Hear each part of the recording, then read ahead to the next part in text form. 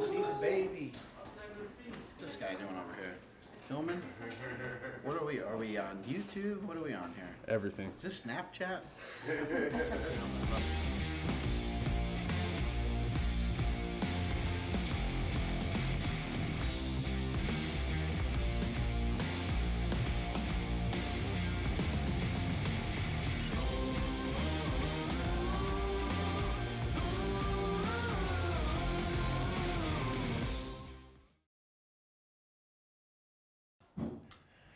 5 minutes with Mark Bell.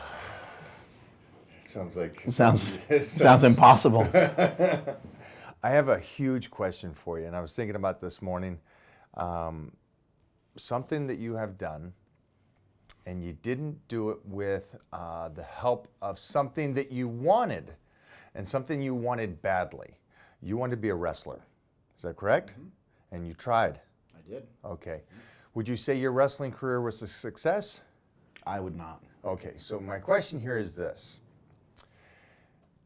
Road is funny, life is funny, and you had an opportunity to try to do something in wrestling, and that maybe have been your thing to make fame and fortune and money and everything. And in my opinion, I have my own opinion about this situation here, but I'm over here, and I want to hear your point of view on this. Is you became successful, sexy too, in a different way, and I think, to me, much more real, profitable. You built yourself. You didn't use the platform of wrestling like so many do, and you did it on your own, and you are a role model, and you give back, and you do stuff, and you're successful, and you got everything wrestling could have done for you, if not 10 times more, and by yourself. What's the feedback on that? I love your question and kind of the aim of it, and I am a big believer, as you are as well, in that there are no real failures. You know, something that happens that you may fall short on, at the time it might seem like a failure, it might seem like a setback, but setbacks are really just setups for something bigger down the road.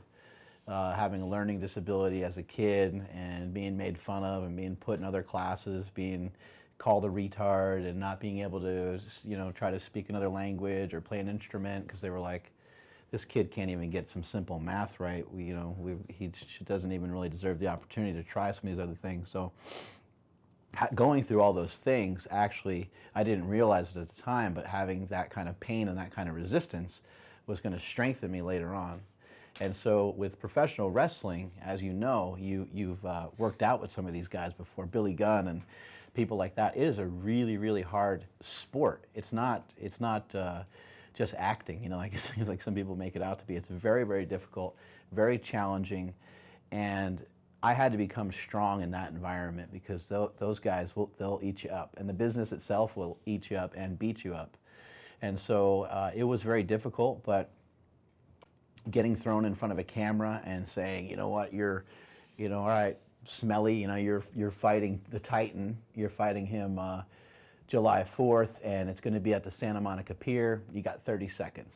And so it taught me to talk in front of the cameras, which before that time, I was very shy and very reserved, and I didn't want to have a microphone or camera in front of me. So looking back on it, it was really just a setup for everything that's going on right now, because without the ability to communicate, I wouldn't have the leverage that I have on some of the other companies that try to execute things that are similar to me, making knee sleeves and wrist wraps and things like that. Anyone can do that, but not anyone is able to communicate the way that I am, the way that we're doing with our training videos and stuff like that. I love it. It's one thing that we have our goals, we have our setups, and this is what we're going to do, and then something else comes later in life. And something for me, and you've known me long enough to see the transition, and that's why I started thinking about you and about how successful you are today. And it wasn't early in life, it was later, and you just went from ground zero to 100. You really did. Financially too, yeah. The whole thing, right? And it sets you up in such a good position. But if people don't know this, I do a lot of charity work, and so do you. And you do that with your gym. Yeah. Can you explain that? Yeah, Super Training Gym is free, so I give men and women the opportunity to come in and train and work out for free. I've done a bunch of stuff with various charities over the years as well. I don't really love to talk about that. It's kind of stuff too much because I feel like I know you don't. I feel like it's not so much that it's private. I do like for it to be out there. It does feel good for people to know that I'm charitable, but at the same time, I've had some negative feedback before about like supporting our troops or supporting this or that. People get all weird and bent out of shape sometimes, but I like to support and help out wherever I can. There's a lot of people in need. I grew up pretty much the same way that you grew up. I grew up just extremely fortunate. I grew up with a loving family, and there's so many people that don't have things like that. There's so many people that have alcohol in their family, or they got drug addiction in their family. They have a lot of fighting in the family. They hate their brother, they hate their sister, and there's a lot of just turmoil, or they grow up without hardly any parents or hardly any direction and stuff like that. So wherever I'm able to help out, even if it's just a person, sometimes somebody will contact you and say, you changed. I had somebody, tell me that they got off of crystal meth. And it's like, I've never once ever talked about crystal meth, But I've had a lot of people come to me and say, I've gotten off of drugs, I've cleaned up my act because I listened to your podcast, or I watched some of your training videos, and here I am talking about how to bench press. And that was never the goal or the intention. So it ends up feeling great having stuff like that happen. I know one thing is, like when I told people I was going to be doing a podcast with you, they're great. Okay, get the form, get techniques, and what are the 3 protocols for being stronger in this, and this. And the one thing that I yes, you have that, and we could do that, and we will do that. But the thing about you and me is we both grew up when it came to reading and writing, dumb as a brick. and the whole special ed classes and being thrown in there and getting in fights and just being called every name. It really did from a young age separate us. And they thought in a bad way. Right. And it made us stronger. And what I love is that, and I know you never really talk about it, is the charity, that you're doing so much. You didn't just make money, but you give back on it. And I think that they should know this, is that the part of giving back is something great and good for you, but you grow as a person. Yeah. And it's more the incredible, the change that happens to you as a person when you start giving back. And I know people out there, no, I need my time. I don't have time to give back and stuff. And you change as a person when you start giving back. It's a weird thing. You think it takes away from your life because you don't have that time. And when you do it, then you realize how much more it gives to your life. There's something people should really understand. It's very simple, and it's been said before by other people, but there's no shortage of success out there. So if I help you with something, let's just say I help you in a particular area of business. You're like, Mark, I want to kind of like make some of these products. I think that initially somebody would be like, oh my God, he's going to make the same thing as me, or he's going to do something similar to me. But you can share a lot of information. You can share a lot of stuff and not have to really worry about that stuff, because there's success for Mike O'Hearn, there's success for me, there's success for everybody. It's out there. It's not like you're going to consume all of it and then I'm going to be like, oh crap, I can't get any of that myself. Right. Mike already took up the whole fitness space. Nope. Done. Go home. Yeah. Could you imagine, like, no one wants to listen to anybody else just except for you? You're the only guy that has everything on lockdown. Like, that's not going to happen. So there's really no it's like an irrational fear that when you help somebody that they're going to somehow like jump or trump something that you've done. I love helping people. I love giving back. I love being able to show someone how to deadlift or how to squat, how to bench press. I think lowering the barrier of entry into training, which we're starting to see more and more all the time now, because people have apps, people have access even just to your Instagram, which is free. They could go there, they could watch, they could piece together all the stuff you do and have their workouts laid out for years. They could also buy programming, they could buy other things, and they could purchase stuff from you as well. But they don't even have to do that. You're giving it all away for free. And even while you give it away for free, it still helps your bottom line. It still helps you to be able to do a lot of the things that you love to do, beyond just being charitable, beyond just giving stuff away for free, because it is important to make money, because it does help. It helps you grow a brand, and it helps you get your message out there on a larger platform. So sometimes people have a misinterpretation of of the financial side of things too. And I think that the guy who's running your podcast today, you got some other people running around here doing other things, and it's, you want to provide for them too. You want to be able to say, here's more opportunity for you. You'd like to see them grow and expand, and you've done that with a lot of people. I think people get carried away, and I had a Mind Master class here last week, and brought in a guy, and it was funny. I had 18 people in here that are huge influencers, that are crushing it. Big Boy from Strength Cartel was here. Was just for example. Big SC boy. And so you got these guys in different demographics, different people, but everybody had the same kind of thing about money. Do you need to make more money? Do you want to make more money? And everybody was kind of like, oh, I don't want to say that out loud because that's a bad thing. And the guy, John Chetblack, explained to us is that helps you grow and grow your brand, but also helps you give and help people. And people don't correlate those two things. They think, no, if you make money, you're just you're a snob now. You're making the money, you're buying new cars, and you're a sellout. What they don't understand is, no, now you're giving away a gym for free. Now you're got employees that you're helping feed the family. A guy came and trained with me one time, and it happened to be that you were training there the same day and going to train with me and do a video. Within a week or two, he messaged me and goes, thank you so much. I don't know how this happened. It worked out. This is a football player, and he came to train with me. True story. And not 2 weeks later, he was hired and working for you. And I was like, that is a crazy, and I just said, come on in. I'm training with Mark Bell tomorrow. And then he met you, and boom, and everything goes. Oh, so guess what? This is the third thing here. Bring him on over. They brought you a cookie. They said you could eat it because it's made out of beef. Hello. What's up? Oh, I like your outfit. I like your outfit. Are you smiling? Looking good. Are you smiling, kid? Oh my Hey, you're goodness. not supposed to be on that table. What are you doing there? Oh my goodness, what is Oh this? my God. How many months is he? He's just closing in on 4 in about a week. What the heck? He's trend up, man. Isn't it? Yeah, he's adorable. I'll keep him right here. A cookie from... I'll keep him Wait right a here. minute. I think he looks more like you than me. What's going on here? What's going on? It was this one time. This one time I was, hi, baby. What's up, baby green? What's it like having this guy around? It has changed. It is everything that you said. It has changed my world. Mess with that? Get your gains. Woo. Crumpling it up. Oh, there you go. I showed you. Yeah, eat it. He's trying to chomp on it. We started him on food about 3 weeks ago. I love it. It's everything you said. It is a different world. Congratulations. This guy's pretty amazing. What's up, buddy? You gonna get on trend like your dad? You gonna get on trend like Daddy?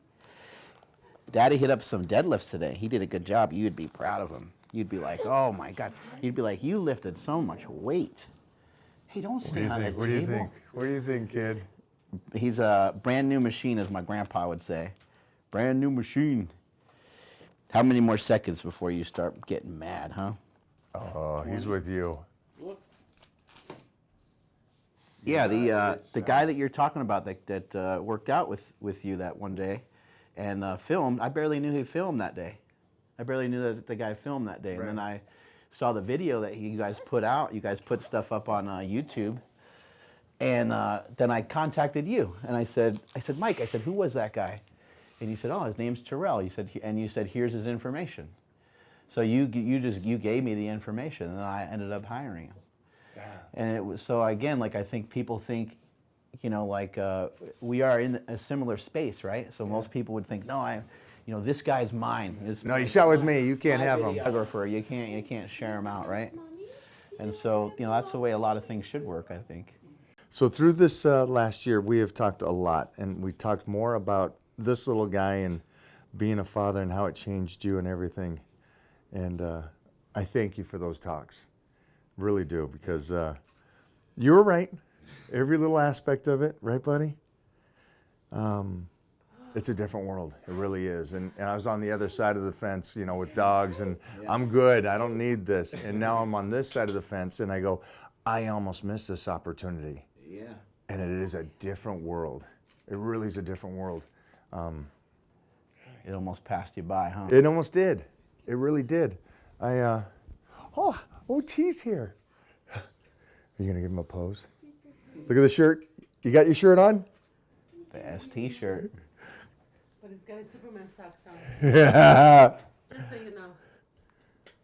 Oh my gosh. $1,000,000. Smiles. He's pretty darn happy, huh? Yeah. He's a happy one. He's like us in the morning. He loves his mornings. What is it? Hey, so let's fast forward here. Yeah. This kid is, let's say he's 17, right? Okay, so he's taller and bigger and stronger than me. All right. He's 17 and he's not doing his homework. You can't figure out ways to motivate him. He's not going to the gym. Maybe he's not into any of the same stuff that you're into, which I think we all hope, you know, that our kids can get into some of these things, not so they can be like a mini you, although that's cute, right? But you're hoping that your child can experience some of the same cool stuff that you experienced through sports, through athletics, through weight training. Let's say he's, 17, he's not doing his homework, and he's just not, he's not getting stuff done that he needs to get done. What's dad gonna say to him? How are we gonna motivate this guy? What do you want to see the guy do? That's tough. I'm going to try to take what I learned from my father that made me to keep moving forward. Also, I think the support crew around me are all, I'll continue to learn, and hopefully by 17 years I've learned a little something, because I know the one thing is I grew up in that family of 10 where dad was a football player, bodybuilder, mom's a martial artist, and so they never forced us to do anything. I just followed in the footsteps of my brothers and sisters, and I watched them and I moved, and I'm one of those guys, and I also teach that way, is that I'll continuously put in the work, and this is what you should probably do. I'm not a question guy, if that makes sense. Because you ask questions, maybe you'll learn or stuff, but if they get involved and they do it, like your guys today got in and actually did the exercise, then they can go, I saw it, but I did it. Right. And I'm hoping that my approach of doing it and me continuing to do it will kind of motivate him to continue to live his path. And having other people around too, like you mingle with a lot of people that are successful, and so hopefully that's another hardship though. By him seeing that, yeah, it could be. What I mean by that is that we talked about money and how that could be looked at poorly. And then we talk about friendship, and you are the people that you circle yourself with. So I eliminate and push people out that aren't moving me forward in a correct way, right, regardless of what's going on. I love you, but I can't be in your life because you're going this way, and it's pulling me away from what I want to do. Yeah. So how do you talk to people and say, hey, that circle again, mostly now that I'm raising a kid, who do I want around the house? Who do I want those people? Who do I want him to see me interacting with? And that's a tough one, right? It's really hard as they get older. My daughter is 11 and my son is 15, and they're watching it all. They watch it, and you don't even realize how young they are when they start to really, that stuff gets embedded into their head. And my son's like, I don't get it. Why do you wake up at 3? I'm like, because Mike O'Hearn does. Why do you get up at 3 and train so early? He's like, and then you kind of work all day, and then you come home and you're pretty tired, And I'm like, it's just, I feel like it's the best way for me to get ahead. And he's like, well, why do you need to get ahead? And I was like, I don't know. I'm just driven. I'm driven towards. I want to provide as much as I can for this family. And we had a really good, he's 15, so we had a really good conversation about it. And I was like, you know what, point taken, I heard you feel like when I come home I'm too tired to really, even though I might spend time with him and spend time with the family, I don't have maybe the energy to do, certain things, because it's like, hey, we got turnaround time, we got to wake up at 3, we got to be in bed by around 7 or 8, right, to get that turnaround time. And maybe it's not even so much of like quality time, but it's just time together to do some stuff, even if it's just to watch TV or whatever. It doesn't have to be anything fancy or special. And so I said, done deal. You don't even need to say anything further about it. I'll go to the gym early 3 days a week rather than 6. You know what I mean? And so on the other days, I can go to bed a little bit later. I can spend more time with him. We end the night with a walk. You know, me and him and his grandpa, we go on a walk and stuff like that. So it's kind of finding those areas to, you know, compromise and come together on stuff. But they watch everything that you do. You know, I have to be very conscious of, let's say like my gym is free. We have a lot of people that come into the gym. Sometimes my son will come into the gym. You see there's a lot of pretty women that are in fitness, right? If the girl's in there training and she's got the short shorts on and stuff, I got to be very conscious of what does that look like, you know, for my son, or how would I want to be acting if my wife was to walk in right now, or how would I want my wife to act if I was, you know what I mean? Like, joking around aside, you know, it can be a very serious thing. So you're constantly being watched. I'm being watched by the employees. We film almost everything the way that you guys are doing, and it ends up being quite a bit. And your kid is going to he's going to process all of that. But the thing that was cool that he came to was, he was like, "You're already in amazing shape and you're already rich." And I said, "There you go." And he was like, he's like, "I get it." I don't. Keep going. Well, he was saying that he gets it because I wake up early, and because I am driven towards these things, and because I want to do these things. So, can you go further than that in the sense of this? Because of society and the people that are watching this, maybe they don't have kids. Why is it that you are successful, and why is it that you're already in good shape, that you keep driving and pushing like this? And the reason why I say that is because I don't want to say it because I'm a decade older than you, and I still love it and stuff. And they heard me say this 100 times, but what is it about you or the people you surround yourself with that, regardless of how much you make and regardless of how you look, why do you keep pushing so hard? There's several reasons for it. I mean, at this point, it's an addiction. It's like it's in my brain. It's embedded into my brain because, you know, I'm a big believer in do more, be more. The more that you do, the more that you can do. And the more that you do, the more that you want to do. And I also believe the flip side of that is very true. The less that you do, the less that you want to become, and the less you want to do. We've all had, even Michael Hearn has had those days where maybe you slept in, maybe you did a couple things. And this is the reason why you've developed this style. And this is the reason why you are, you know, it's like, when's the last time you had a cheat meal? You're like, oh, I don't know, like 4 years ago. But there's a reason why you stuck to this code, is because you know that if you do less, you might be less, and that you can fall into a funk. I mean, this is scientific stuff that goes on in your brain. When you do more, and when you start getting connected to that, there's reward systems in place for that. Now, there's reward systems that go the other way as well. You can get rewarded by going and eating a hot dog. You can get rewarded by being like, I'm just going to relax. That's what makes it so tempting. That's what makes it so hard. Reaching for some ice cream or reaching for your favorite snack, it does hit the dopamine receptors. It does cause chemical changes in your brain. But you know what else causes chemical exchanges in your brain? Is to say, I'm not going to be part of that. I'm going to be made of something different. I don't want to be that way. I want to be this way, and I want to hone in and focus. And the more you keep surrounding yourself with people that are kind of leveling up all the time, it gets you really excited and really inspired. But the absolute biggest pull of the entire thing is just that I will forever have a chip on my shoulder. That's really what it boils down to. Like, and I know that no one else even cares at this point.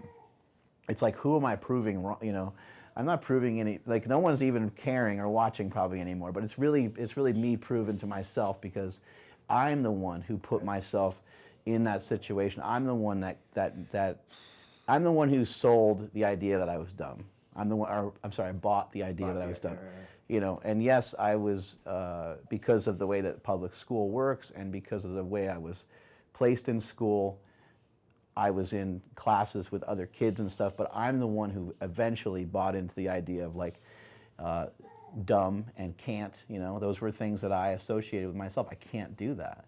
You say, hey, I can't read. Hey, could you do this? Yeah, I can't. And I still say, I got to correct myself all the time. I can read.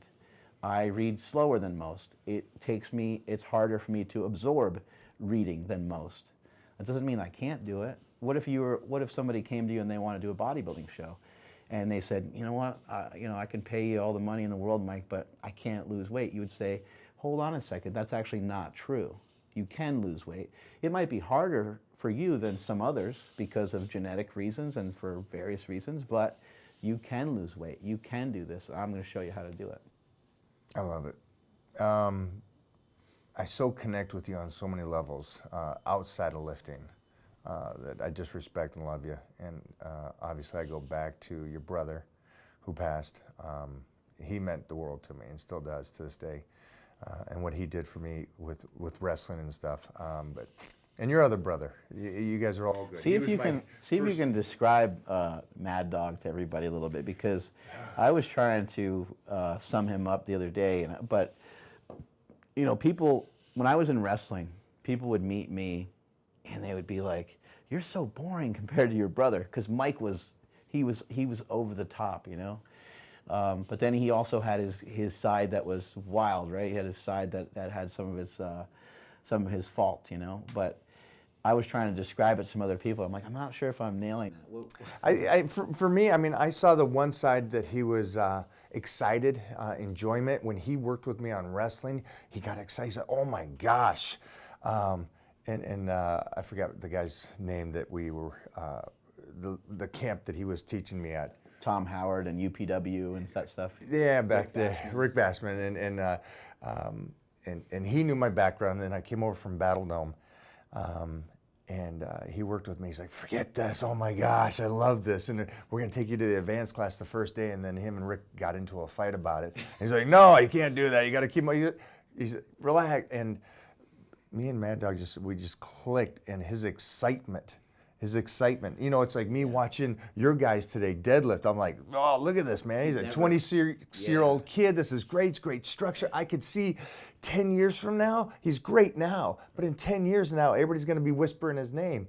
And I can see that excitement. And that's how I picture you and how your brother was to me. Yeah, he didn't hide any of his emotions. No, he just let them out there. Yeah. I wish I could be more like that. So do I. I wish you could be that way. I feel a little bit more guarded, Yeah, you guys are three brothers that are very, very unique, but blessed to have each other. Hey, I got a question for you. How come there's never been a Mike O'Hearn documentary? I do not know. Has anyone ever approached you? Generation Iron asked a little bit, but we haven't done anything like that. We haven't. Hey, look, we need to get our stuff together over here. We need to make a documentary on Mike O'Hearn. People need to know more about this.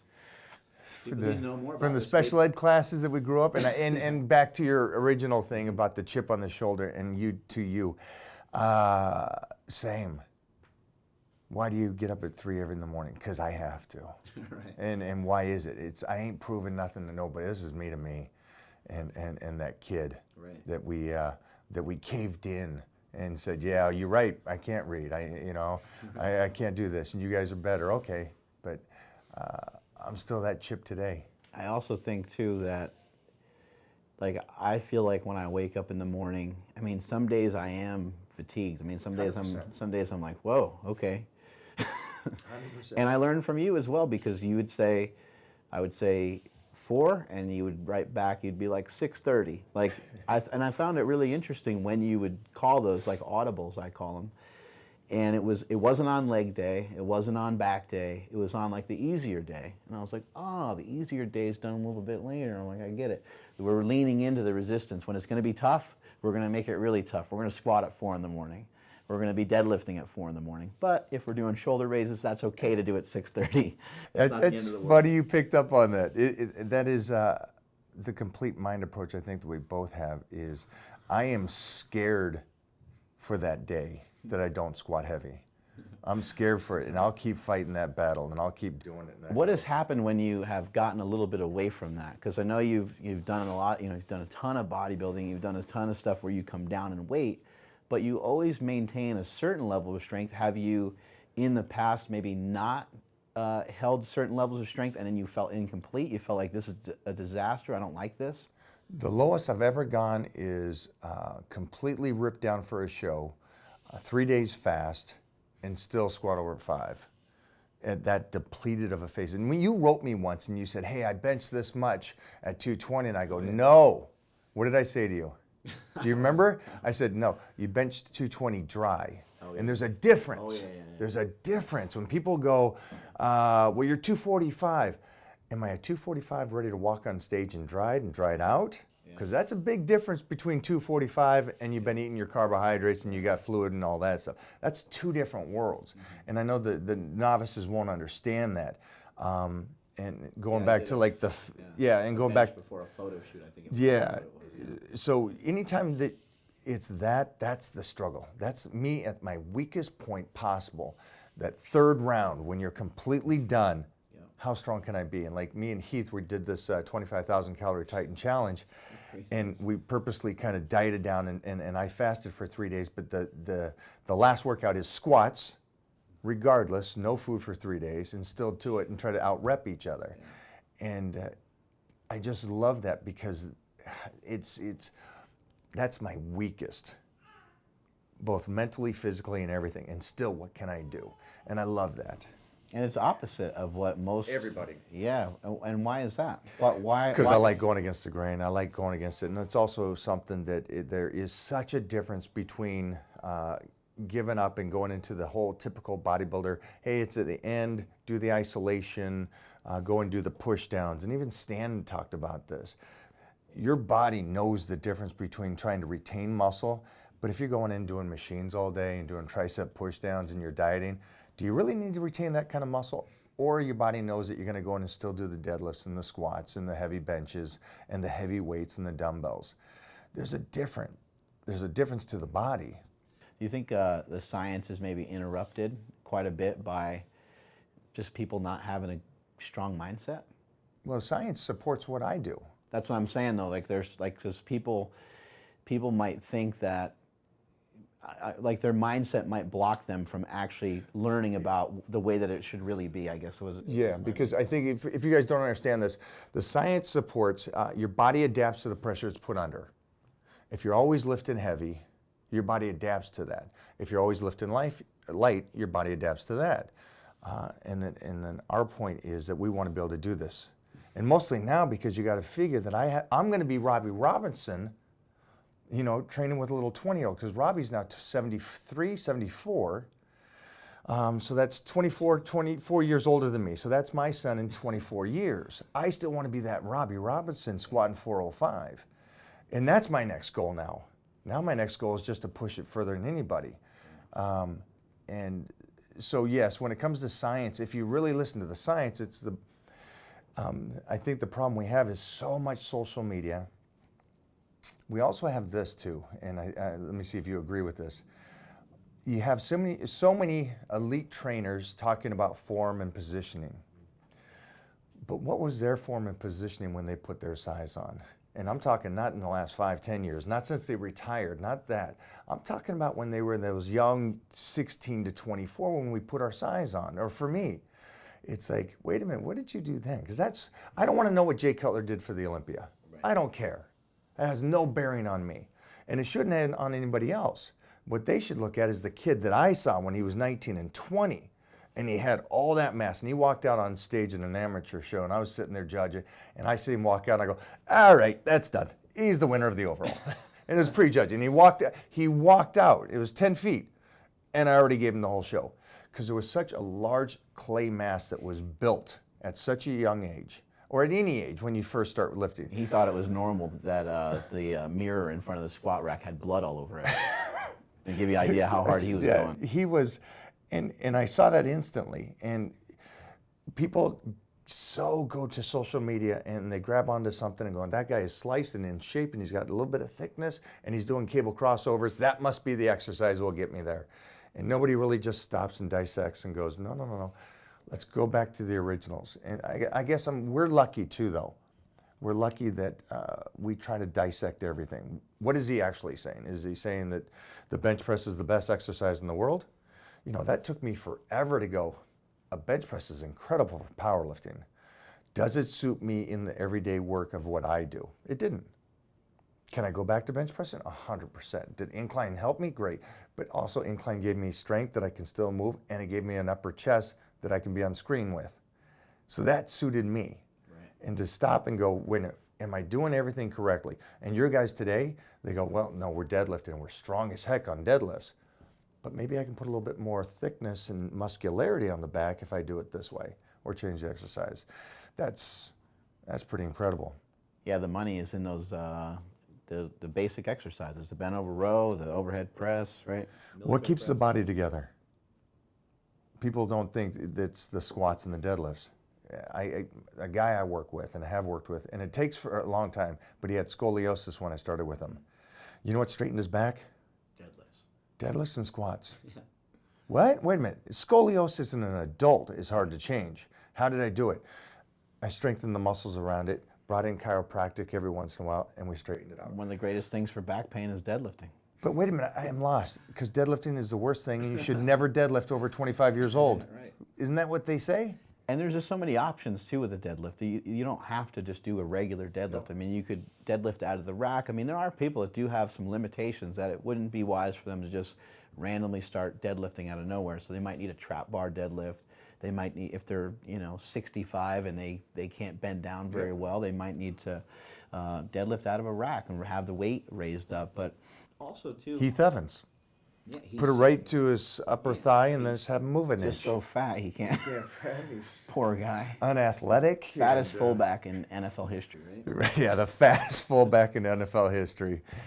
But you have a lot of options with these with these exercises that are hard. Even something like I see you utilize a box squat all the time. Not all the time. You utilize a box squat often. And I love that you sometimes are doing it at various heights. Normally you're going really, really low. But somebody who maybe has a knee problem or somebody who's got some, there's no reason for you to kill yourself to try to get down to a 12-inch box. Maybe you have a 16-inch box. You are great on that, and there's a great point on that, is that when I have people squat, and people will comment and say, well, he's not in depth. What depth? For a powerlifting meet? He's not a powerlifter. Right. He's an agent. Right. He works 9 to 6. He doesn't need to go that deep, and he doesn't have that kind of hip rotation right now. Will we work on it? Sure we will. But I think your point is that, and I hate that it's the fact that it's after the fact. You've already been a champion. You've already done all this. So it's easy for you to say that you can do all these different things. Right. You won everything. I want to win. And that's what the kids are out there looking at going, no, no, no, no. I want to take it to the extreme. Right. Well, the extreme is all range of motions, all sizes, all kind of things, and decide what your limits are. When it comes to extreme stuff, I think there might be some misinterpretation of a lot of that as well, because sometimes the most extreme thing you can do is just do the opposite of what you really want to do, and it's in the best interest of what you should be doing. There's things that you should be doing, and there's things that you could be doing, but you're not doing them. What about shortening up your workouts? That actually might be gold for you for a while. You just said to me just before we started rolling that you're doing 2 body parts per training session right now, and that's uncommon for you. A lot of times you'd only do 1, but you switch things up a lot. You're going to have different challenges. Let me see how my body reacts when I have no recovery and no food. Let me see what that looks like, and it's for this period of time. It's not forever, because that's what a lot of people are trying to do. They're trying to do it forever. They're trying to lock themselves in jail of dieting and training all the time and doing cardio. You go through different blocks. Sometimes you do cardio, sometimes there's no cardio, sometimes there's Mike, where Mike's face starts to expand and he starts to look like the Mark Bell, you're off the team face, right? not that extreme. But you go through a lot of different phases and you move in and out of those things, and that's a lot of fun too. Yeah, I mean, I think we've talked about it. 1 year, I took a complete year off of training secondaries and only did incline squats and deads. The whole year. Stayed on my nutrition. Who else does that?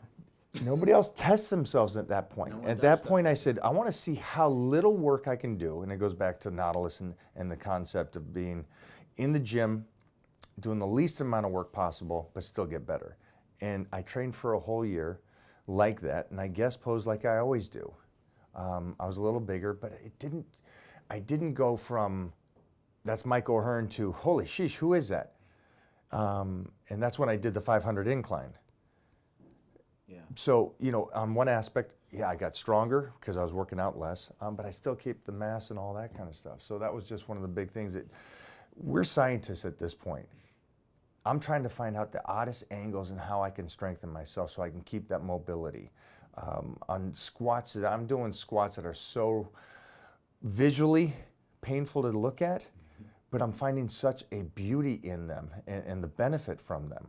It's almost like a pirouette with my just squatting on my toes. It's a sissy squat on the barbell, not on the Smith machine. And the knees are so far, but to the normal person, that's like, that's crazy. But it's lighter weight and it's different form. We love doing that. What are some things that make you utilize so many different exercises? Like, do you ever, like, you go into the gym and you try to do certain movements and they don't feel right? You're not getting the right feedback from them maybe?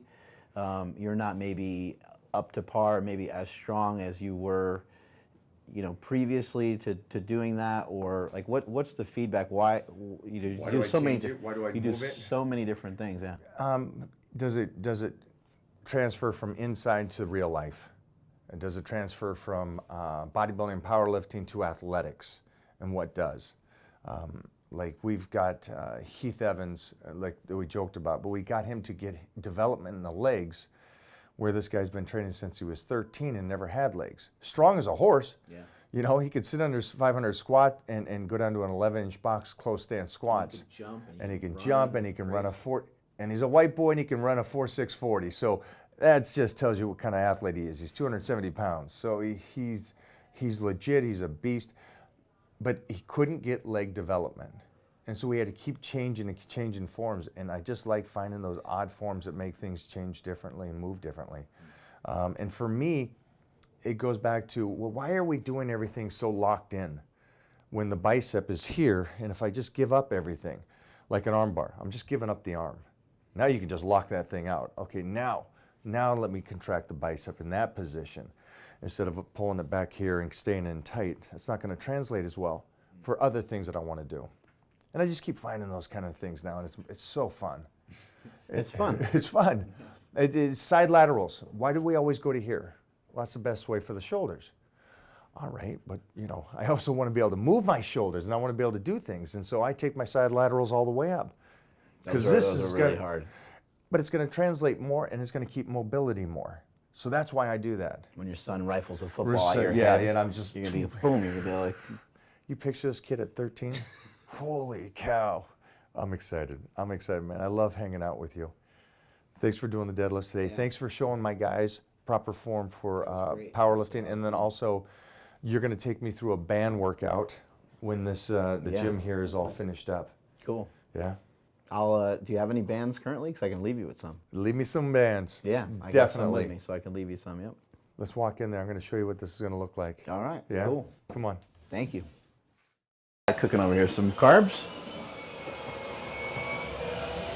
Oh, under construction. Under construction. I like it. So, yep. Next time we're in here, have the whole gym set up here on this side. And on this side will be a nice little area where you can sit and relax. He can watch, do his games and anything like that. Very cool. Come in here, we can deadlift, squat, bench, and listen to country music. You got the bands down? We got the bands set up for this next time. Yep. You got those bands? We do. Yep. Oh, There we go. Ba bam.